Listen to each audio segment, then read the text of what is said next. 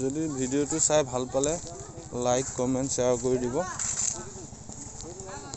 এটো মো গড়াল মহৰ মালিক এজনে বুলি কলেই হ'ল, এওঁৱে সব কিছু কৰে। আশা কৰোঁ এবাৰ ৰাইজক এখন ভাল জুচ প্ৰদৰ্শন কৰাব। বৰচিলা মাইনুদ্দিন মালিক। মাছ ধৰি যায় এটাই তো ভাল লাগেলা একদম বিদ্যান মাছ ধৰা বললাম তেলা